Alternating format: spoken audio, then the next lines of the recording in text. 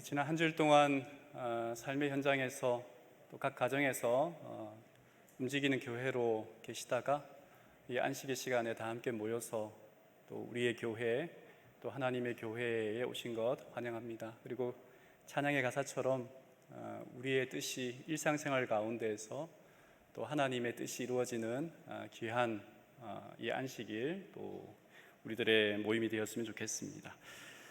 오늘 이 시간은 팔복의 6번째 복을 좀 살펴보도록 하겠습니다. 마음이 청결한 자는 복이 있나니 그들이 하나님을 볼 것이며. 오늘은 마태복음 5장 8절에 있는 말씀을 본문 삼아 하나님을 볼 수 있는 공식이라고 하는 제목으로 팔복의 6번째 시간 좀 살펴보도록 하겠습니다. 저는 목사이기 때문에 믿는다라고 말하기보다는 믿기 때문에 목사가 된 사람입니다. 그래서 성경을 제가 믿고 아는 것을 또 설교하고 가르치지만 때로는 하나님을 믿기에 제가 알지 못하는 것 혹은 때로는 완전히 경험하지 못하는 바이지만 가르치고 설교할 가치가 충분하기 때문에 또 설교하기도 합니다. 마태복음 5장 8절에 있는 이 본문은 우리가 익히 잘 아는 말씀입니다. 그런데 좀 고민이 되었던 것은 뭐냐면 이 말씀 자체가 어려운 것보다 내 삶 속에 하나님을 본다는 것, 제 생활 속에서 어떻게 하나님을 바라보고 살아가고 있는가 하는 고민을 좀 많이 했던 것 같아요. 그리고 어떻게 하면 이 말씀을 좀 함께 은혜를 나눌 수 있을까 고민을 많이 했는데 이 말씀을 통하여 오늘 하나님을 어떻게 볼 수 있을까 좀 함께 살펴봤으면 좋겠습니다. 마태복음 15장 18절부터 있는 말씀입니다. 바리새인들과 서기관들이 손을 씻지 않고 밥을 먹는 예수님의 제자들을 책망할 때 예수님이 이렇게 말씀하십니다. 입에서 나오는 것들은 마음에서 나오나니 이것이야말로 사람을 더럽게 하느니라. 마음에서 나오는 것은 악한 생각과 살인과 간음과 음란과 도둑질과 거짓 증언과 비방이니 이런 것들이 사람을 더럽게 하는 것이요 씻지 않은 손으로 먹는 것은 사람을 더럽게 하지 못하느니라. 무엇이 진정으로 더러운 것인가? 무엇이 진정으로 문제가 되는 것인가? 유대인들에게 있어서 이 정결한 그리고 정결 예식에 관해서는 굉장히 엄격했습니다. 특별히 눈에 보이는 것 말입니다. 음식을 먹을 때 손을 씻지 않고 먹는 제자들을 향하여 서기관들과 바리새인들이 이야기를 했을 때에 그것보다 더 더러운 것이 있다. 예레미야의 말을 우리가 인용한다면 만물보다 거짓되고 심히 더러운 것, 그것이 뭐라고요? 마음이다라고 이야기를 했습니다. 사실 우리들의 모든 문제들은 마음에 있습니다. 우리가 하나님을 믿을 이유도 우리의 마음에 있고요. 하나님을 믿지 않을 이유도 우리의 마음에 있습니다. 똑같은 사람인데 우리의 마음에 따라서 예뻐 보이기도 하고요. 똑같은 사람인데 그렇게 미울 수가 없습니다. 내 마음에 의해서 말입니다. 나는 왜 믿는가라고 하는 책이 있습니다. 그 책을 읽으면서 그 김영보 목사라고 하는 사람이 쓴 책인데 거기에 이런 내용이 있어요. 어떤 한 사람이 자기가 자꾸 죽었다라고 이야기하는 거예요. 나는 죽은 사람이다라고 이야기하는 거예요. 살아있는데 죽은 사람이라고 얘기하니까 약간 정신질환이 의심됩니다. 아무리 설명을 해도 이 가족들이 설명을 해도 자기는 자꾸 죽었다는 거예요. 그래서 저명한 정신의학자에게 데려갔습니다. 그리고 정신의학자가 아무리 설명해도 되지 않으니까 이 영안실로 이 사람을 데리고 간 거예요. 아마 이게 예의겠죠. 실제는 아니겠습니다.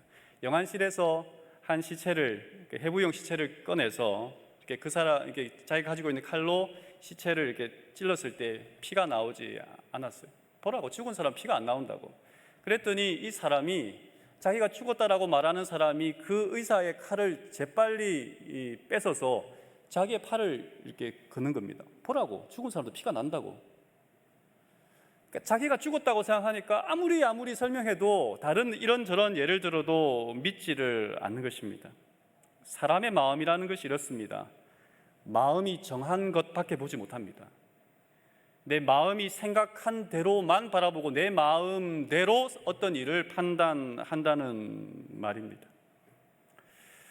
교통사고로 인해 그 젊은 시절부터 가발을 쓴 그 배우가 있습니다. 국민 배우라고 하는 그 이덕화 씨라고 하는 분이 계시는데, 그분이 그 어떤 뭐 자기가 오래 전부터 가발을 썼거든요. 그 가발 회사의 어떤 찍은 짧은 이렇게 동영상인데, 요 근래에 우연찮게 보게 되었습니다. 거기에 그 동영상에 이 세상에는 두 종류의 사람밖에 없다 그랬어요. 탈모인 사람과 탈모 예정인 사람. 저도 이렇게 M자가 이렇게 올라가는데, 그래서 굉장히 유심히 말에 공감이 갔습니다. 탈모인 사람과 탈모 예정인 사람. 이 세상에는, 성경을 보면 이 세상에는 두 종류의 사람밖에 없습니다. 의인 같은 죄인, 죄인 같은 죄인. 죄인밖에 없습니다. 사람들의 이 세상에 있는 모든 것을 통틀어서 이렇게 더러운 것 하나를 지목하라고 한다면 마음이라고 할 수 있지 않을까요? 이 세상에서 가장 비열한 곳 한 장소를 선택하라고 말한다면 그것은 분명 우리의 마음일 것입니다. 이 세상에서 가장 치열한 전쟁터 한 곳을 이야기하라고 말한다면 바로 내 마음일지도 모르겠습니다. 상대방을 향해 웃고 있지만 때로는 그 사람을 죽이고 싶도록 미워하고 질투하고 저주하는, 그러나 우리의 얼굴은 어떻게 할 수 있어요? 웃을 수 있습니다. 아주 만연의 미소를 지을 수 있습니다. 그런데 하나님은 마음이 깨끗하지 못하면 뭐 하지 못한대요? 하나님을 보지 못한대요. 우리의 마음이라고 하는 것, 죄인들의 마음이라고 하는 것은 이렇게 악하고 더럽고 추잡한데, 그러면 도대체 어떻게 깨끗해질 수 있으며 어떻게 하나님을 볼 수 있을까 하는 생각을 해보게 되는 것입니다. 마태복음 5장 8절에 마음이 청결한 자는 복이 있다라고 이야기했는데, 청결이라고 하는 말이 헬라어로 카다로스라고 하는 말인데, 영어 성경에 보면 퓨어라고 하는 단어를 썼어요. 순수함, 순전함, 섞인 것이 없는 이라는 뜻은 이 단어를 썼다는 말입니다. 그러니까 우리말로 말하면 한 마음이에요. 섞인 것이 없는 마음. 다르게 말하면 양다리를 걸치지 않은 마음이에요. 양다리 걸치지 않는 마음, 그것을 청결이라고 이야기를 했습니다.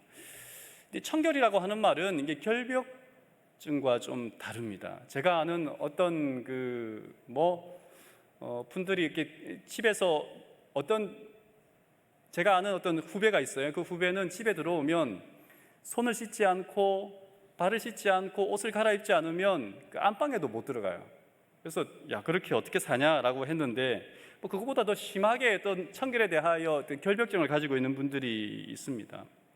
왜 깨끗해야 하는지도 모르고 왜 그렇게 해야 되는지도 모르고 깨끗함을 강조하는 이런 사람들은 약간 이렇게 강박증이 있다고 할 수 있는데요. 근데 우리가 얼만큼 깨끗해야 되는가라고 말할 때에 그 깨끗함의 기준이 무엇일까라고 말한다면, 마음이 깨끗해야 된다라고 말하면 어떤 사람이 하나님을 볼 수 있을까? 예수를 업고 가는 아프리카 당나귀라고 하는 책이 있습니다. 스티븐 롱구라고 하는 어떤 그 아프리카 선교사가 쓴 글인데요. 그 책 가운데에 재미있는 경험담이 있어요. 이 사람은 흑인 빈민촌에서 태어났습니다. 그래서 백인 마을에 가서 백인들의 그 음식물 쓰레기통을 뒤져서 때로는 그곳에서 먹을 만한 것을 얻었던, 그렇게 먹고 살았던 가난한 사람이었습니다. 그러다가 어느 날 백인 선교사 부인의 눈에 띄어서 백인 선교사 집에 가서 이렇게 청소부로 고용되게 되었어요. 그러니까 가장 출세한 거죠. 흑인들, 그 당시 자기 또래의 흑인들에게 가장 출세한 게 뭐냐면 백인 사람의 집에 가서 일을 하는 것이었습니다.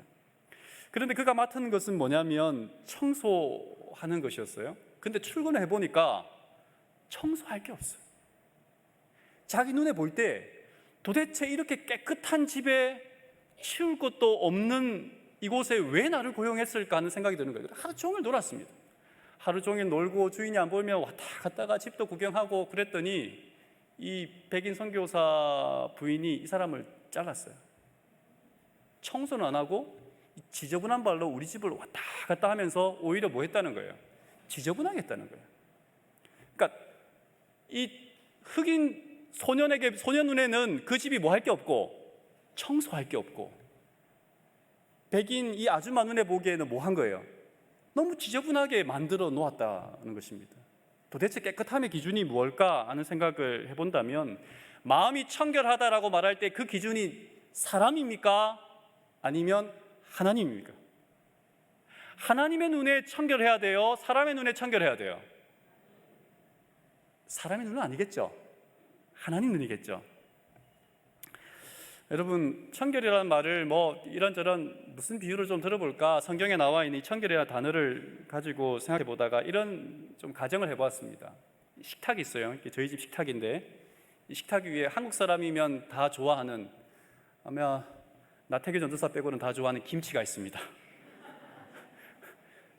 김치가 있는데, 이 김치를 그릇에 담지 않고, 아무리 좋아하는 김치라 할지라도 그 그릇에 담지 않고 그냥 이렇게 식탁 위에 이렇게 널브러져 있는 거예요. 그러면 이 김치가 깨끗해요? 더러워요? 더럽죠? 그죠? 아무리 식탁이 이렇게 깨끗한 식탁이라 할지라도 그릇에 담지 않고 그냥 맨바닥에 이렇게 던져 놓으면 그 김치는 뭐 한 거예요? 더러운 거예요. 근데 아무리 허름한 그릇이라 할지라도 그 그릇에, 어떤 그릇에 담겨 있는 김치는 뭐 한 거예요? 깨끗하다라고 이야기를 할 수 있을 겁니다. 또 하나 예를 들어 볼까요?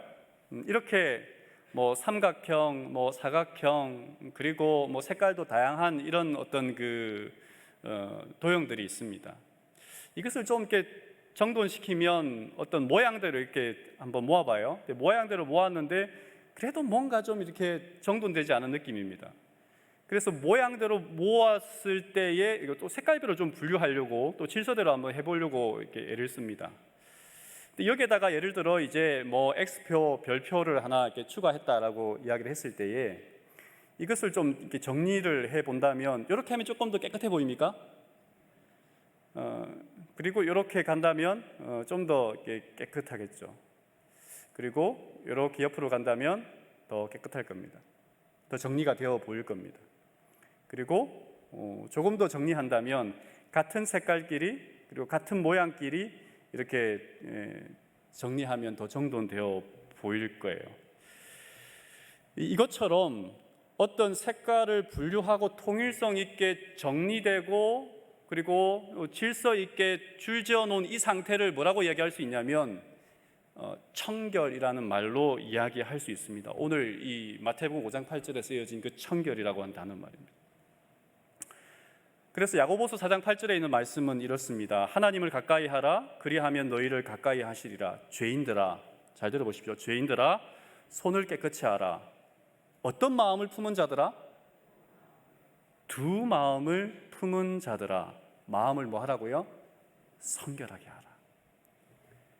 두 마음을 품은 사람들아, 성결하게 하라라고 한다면 두 마음이 어떤 마음이 되는 거예요? 한 마음이 되는 거예요. 그죠? 내 마음과 하나님 마음, 그 마음이 하나가 되는 거예요. 야고보는 두 마음을 품은 자들을 죄인이라고 말하고, 두 마음을 품은 자들에게 성결하게 해야 하겠다 말하고, 두 마음을 품은 자들에게 뭐 하라고 얘기하는 거예요? 한 마음을 품으라고 이야기를 하고 있는 겁니다. 그래서 마음이 깨끗하다라고 하는 말의 그 본질은 분할되지 않은 것, 한 마음이라고 하는 것이 의미가 되겠습니다. 그래서 예수님도 이렇게 말씀하시지 않습니까? 마태복음 6장 24절에 한 사람이 뭐 하지 못한다고요? 두 주인을 섬기지 못한다라고 이야기를 하고 있습니다. 마음이 청결하다는 말은 그러면 한 마음이구나, 하나의 마음이구나. 질서정연하게 이 세상의 모든 일들 가운데 질서정연하게 있어야 할 곳에 있고, 그리고 정돈해야 되고 질서정연하게 해야 되는 마음, 한 마음을 품는 것이 정결하구나 라고 하는 이야기를 한다면, 여기 마음이 청결한 자가 하나님을 본다라고 이야기했습니다. 혹시 두 눈으로 이렇게 시각적으로 직접 하나님을 보신 분이 계십니까? 저는 가끔씩 누군가가 하나님을 봤다 그래요. 그러면 하나님을 봤다 그러면 저는 그 사람을 좀 멀리하게 되더라고요. 하나님의 음성을 들었다 그러면 조금 가슴이 두근두근 하더라고요. 정말 도대체 이분이 누구실까 하는 그런 마음이 있습니다. 근데 본다라고 하는 이 말 자체는 이 경험을 통해서 보다, 실제적으로 보다라고 하는 그 단어의 의미가 있습니다. 그러니까 실제적으로 본다는 말이에요. 그냥 우리가 보았다, 내가 본 것 같아, 이게 아니라 실제적으로 보았다라고 하는 말이 마음이 청결한 자는 하나님을 본다, 볼 것이다 라고 하는 말에 담겨져 있습니다. 구약 성경에서 하나님을 직접 본 사람이 있죠. 누군가요? 직접 본 사람 말입니다. 아담과 하와. 아담과 하와 외에는 하나님을 직접 본 사람이 있어요, 없어요? 없어요. 모세도 이렇게 바위 틈에 숨겨서 하나님의 영광을 지나가게 했고, 하나님을 직접 본 사람은 없어요. 하나님의 영광만 봐도 이사야든지 이런 사람들이 뭐 했어요? 거룩하다, 거룩하다, 두렵다, 두렵다. 그래서 구약 성경에서 아담과 하와가 에덴 동산에 쫓겨난 이후로, 범죄한 이후로 하나님을 본 사람은 사실은 아무도 없습니다. 근데 구약 성경에는 하나님의 영광을, 임재를, 하나님의 만남을 직접적으로 지정한 장소가 하나 있었어요. 구약 성경에. 어딜까요? 성소. 성소에서도 어디요? 지성소, 둘째 칸 지성소, 법궤 위. 법궤 위 하나님의 영광이 임한다, 이렇게 이야기를 했습니다. 우리가 하나님을 본 사람은, 직접 본 사람은 없지만 하나님의 영광과 임재하심과 우리와 함께하심을 체험하기 위하여 구약 성경에도 하나님이 특별한 장소를 마련했던 것을 알 수 있습니다. 유대인을 소재로 한 영화가 있습니다. 1970년에 상영된 영화라고 하는데 저는 보지를 못했어요. 근데 그 영화가 뮤지컬로도 이렇게 만들어졌습니다. 지붕 위의 바이올린이라고 하는 뮤지컬입니다. 작년에도 우리나라에서 이렇게 상영을 했는데요. 러시아 제국의 지배를 받던 우크라이나 지방의 그 한 작은 마을에 살던 유대인의 이야기입니다. 디아스포라인 유대인 이야기인데, 이 유대인의 이름은 테비에라고 하는, 남편이 테비에고 이제 부인이 있고 딸 5이 있습니다. 이 사람이 열심히 일을 해서 딸 5을 다 키워서 막내딸을 시집 보내고 난 다음에 이야기예요. 그래서 막내딸을 시집 보낸 날, 딸을 시집 보내면 아버지가 허전합니까? 엄마가 허전합니까? 모르시나요?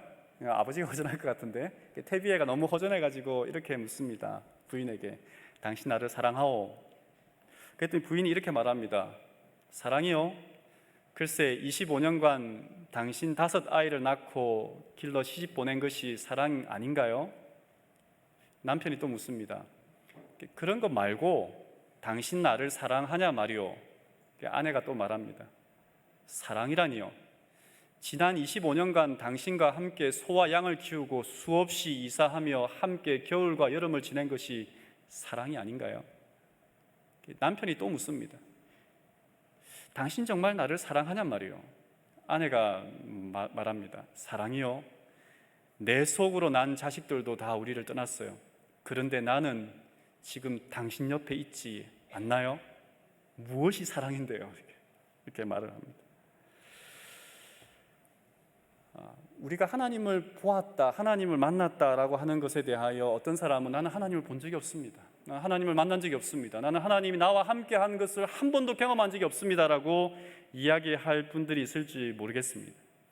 그런데 우리들 중 아마 여기에 있는 대부분의 사람들이 부인할 수 없이 분명한 방식으로 하나님의 손길이 우리를 인도하였고 도우셨고 함께 하셨다는 그 사실을 고백할 수밖에 없을 거예요.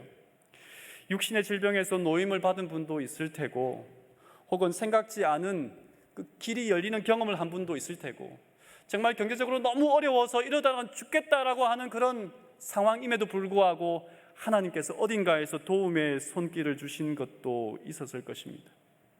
삶이 온통 뒤죽박죽이어서 정말 헤어날 방도를 찾지 못하고 있는데 신비로운 출구를 주셨던 경험 한 번쯤은 다 해보셨잖아요. 하나님을 본 적이 없다라고 말한다면 당신 정말 나를 사랑하오라고 했던 이 테비의 말처럼 내가 너와 함께하고 너를 떠나지 않고 당신 아이를 낳아주고 당신과 함께 이 모든 세월을 한 것이 곧 당신을 사랑한 것 아니면 내가 뭐라고 말하겠습니까? 라고 이야기한 것처럼 오늘 우리의 모든 삶 속에 하나님이 나와 함께 하시고 도우시고 일어서게 하시고 힘을 주시고 바라보게 하시고 나아가게 하셨던 이것이 하나님이 우리와 함께 한 것이 아니라면 우리가 하나님을 보지 못했다라고 말하는 것이 얼마나 거짓일까 하는 생각을 해보게 되는 것입니다. 신약 시대는 구약 시대보다 조금 더 발전했어요.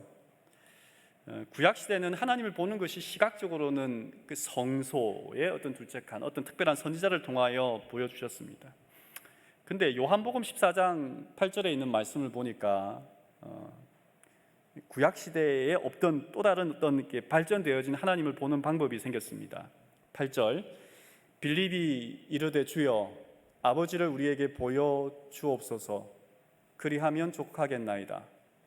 예수께서 이르시되 빌립아 내가 이렇게 오래 너희와 함께 있으되 내가 나를 알지 못하느냐? 나를 본 자는 아버지를 보았거늘 어찌하여 아버지를 보이라 하느냐 말합니다.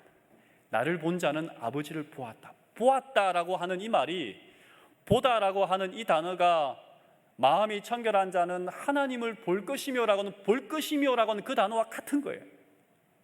예수님이 나를 보았잖아. 나를 보았으면 뭘 본 거라고요? 하나님을 보았다. 아버지를 보았다 라고 이야기를 하고 있습니다. 부활 후에 예수님이 나타났을 때에 도마는 그 자리에 없었어요. 나중에 온 도마가 나는 보지 않고는 믿지 못하겠다라고 말했을 때 예수님께서 이렇게 말하지 않습니까? 요한복음 20장 27절, 도마에게 이르시되 내 손가락을 이리 내밀어 내 손을 보고 내 손을 내밀어 내 옆구리에 넣어보라. 그리하여 믿음 없는 자가 되지 말고 믿는 자가 되라. 도마가 대답하여 이르되 나의 주님이시요 나의 하나님이시니이다. 예수께서 이르시되 너는 나를 본고로 믿느냐? 보지 못하고 믿는 자들은 복되도다. 보고 믿는 자도 복되지만 보지 못하고 믿는 자도 뭐하다고요? 더 복되다. 화가들이 그린 작품을 보면 한 구석에 이렇게 그 사인이 있습니다. 우리 그 본당 3층에도 그리고 1층 그 현관에도 보면 이게 뭐 아주 큰 액자의 그림이 걸려 있는데 거기에 보면 이게 사인이 있어요. 그래서 그 사인을 보고 이게 누구의 작품인지 그린 사람이 누구인지를 알게 됩니다. 근데 보통 사람들은 그 화가의 사인을 봐야만 압니다. 그런데 그림에 조예가 있는 사람들은, 그 그림에 깊은 관심이 있는 사람들은 굳이 사인을 보지 않고도 그 사람의 그린 화풍이라 그럴까요? 그 어떤 그 그림의 어떤 색깔, 톤, 그리고 어떤 그 이미지 같은 것을 보고 이것이 누구의 그림인지를 잘 압니다.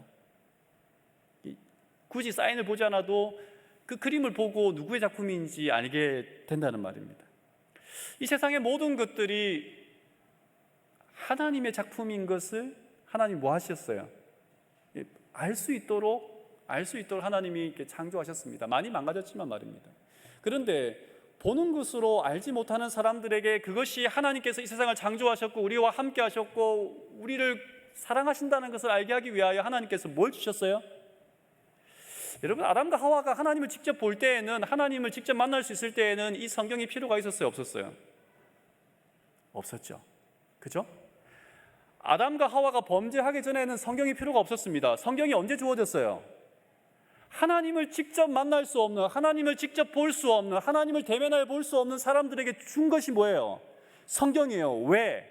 내가 너와 함께하고 너희를 사랑하고 너희와 언제까지나 함께할 것인데 내가 너희와 직접 만날 수 없으니 하나님께서 이 말씀을 통하여 누구를 볼 수 있도록? 하나님을 볼 수 있도록 우리에게 주신 것이 성경이란 말입니다. 그러니까 우리가 하나님을 만나기 위해서 뭘 보면 되는 거예요?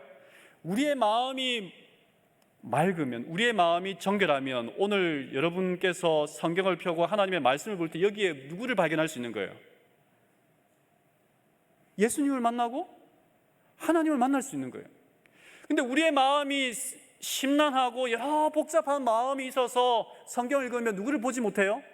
하나님을 보지 못하고 자꾸 짜증만 나요. 도대체 이게 무슨 말인데, 누구의 아들, 누구의 아들이 누구고, 도대체 이게 뭔데? 짜증만 나죠. 예수께서 대답하여 이르시되 진실로 진실로 내게 이르노니 사람이 거듭나지 아니하면 하나님 나라를 볼 수 없느니라. 예수께서 이르시되 대답하시되 진실로 진실로 내게 이르노니 사람이 물과 성령으로 나지 아니하면 하나님 나라에 들어갈 수 없느니라. 물과 성령으로 거듭난 사람, 뭐 한다고요? 하나님 나라에 들어갈 수 있고 물과 성령으로 거듭난 사람이 뭘 할 수 있어요? 하나님 나라의 사람이라면 하나님을 볼 수 있을 거 아니에요. 하나님은 영이시다라고 말할 때에 그 히브리어와 헬라어는 바람과 숨결이라는 표현이에요. 영이라고 하는 말이. 바람과 숨결을 볼 수 있습니까? 없습니까?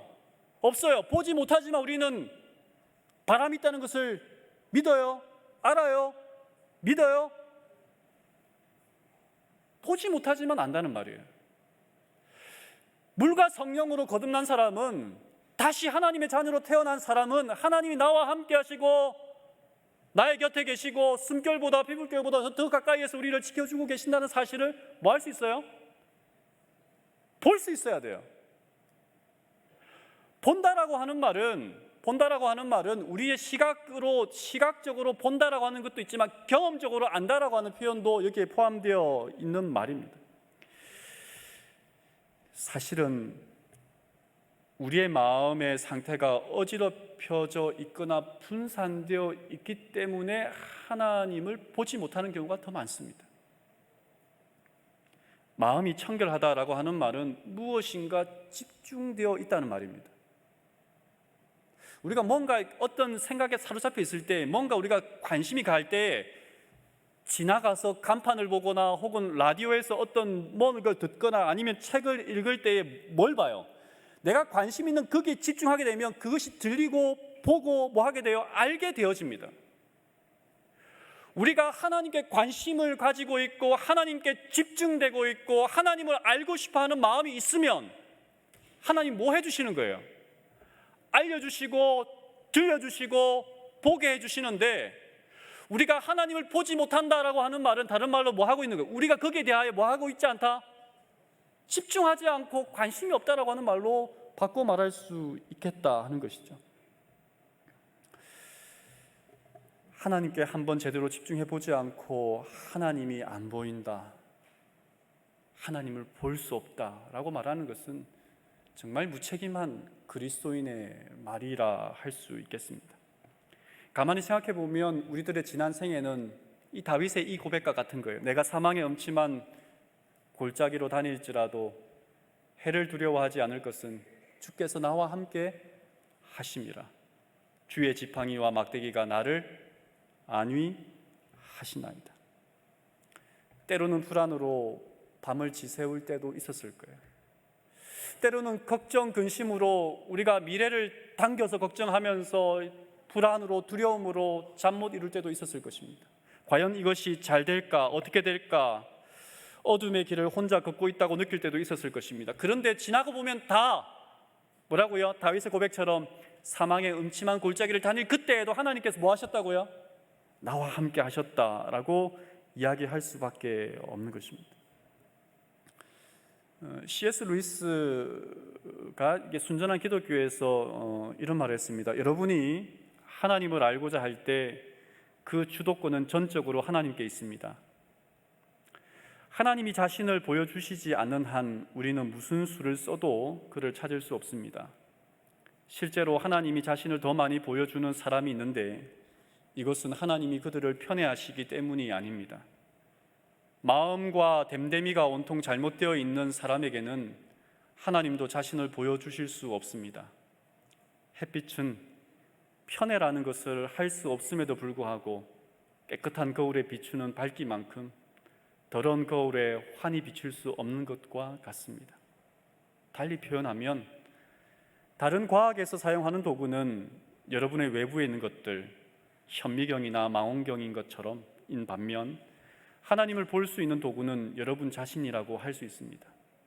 사람의 자아가 깨끗하고 밝지 못하면 하나님의 모습 또한 더러운 망원경 렌즈로 보는 달처럼 흐려 보일 수밖에 없습니다. 우리의 마음이 깨끗하고 우리의 마음이 하나가 되고 하나님을 향한 마음이 간절할 때 우리는 뭐 할 수밖에 없다는 거예요. 하나님을 환히 볼 수 있어요.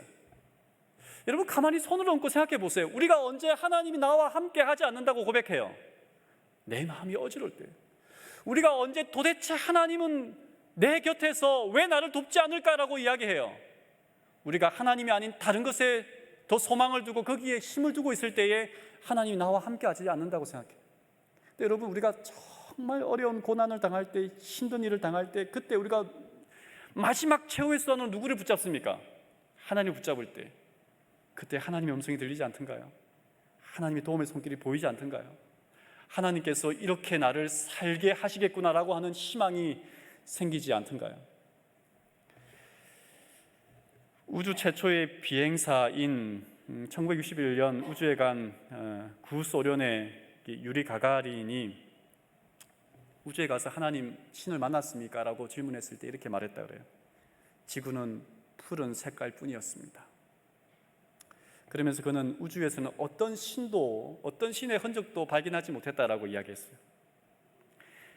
최초의 달 착륙자인 미국의 닐 암스트롱은 똑같은 질문에 이렇게 대답합니다.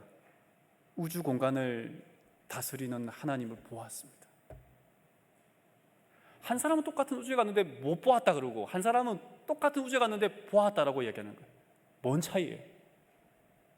무슨 차이냐 말입니다. 종로의 계단 58쪽에 있는 말씀입니다. 누가 마음을 지배하는가? 우리의 생각이 누구에게 있는가? 우리가 누구에 대하여 말하기를 좋아하는가? 우리의 가장 열정적인 애정과 우리의 최대의 정력을 누가 지배하고 있는가? 우리가 그리스도께 속한 사람이라면 우리의 생각은 그에게 있을 것이요, 그를 생각함이 우리의 가장 즐거움이 될 것이다. 그리고 우리의 모든 소유와 우리의 몸을 다 그에게 바치게 될 것이다. 우리는 그의 형상을 입고 그의 정신을 나타내며 그의 뜻을 행하여 범사에 그를 기쁘시게 하기를 원할 것이다. 산상보훈 27쪽에는 마음이 청결한 자는 하나님이 내 앞에 있는 것처럼 그렇게 생애하며 살 것이다 그랬어요. 마음이 깨끗한 사람은 하나님이 내 앞에 있으므로 내가 하나님을 보는 것처럼 뭐 하겠다고요? 살아가고 하나님 나와 함께 하심을 알게 될 거다라고 하는 말입니다. 오늘 말씀을 좀 줄이고자 합니다.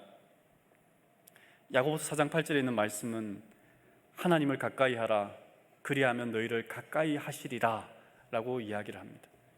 세번역은 이렇게 이야기합니다. 하나님께 가까이 가십시오. 그리하면 하나님께서 가까이 오실 것입니다.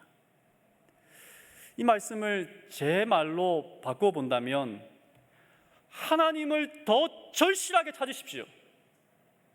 하나님을 더 간절하게 찾으십시오. 하나님을 만나기 위하여 애쓰고 애쓰면 뭐 할 거라고요? 하나님을 보게 될 것입니다.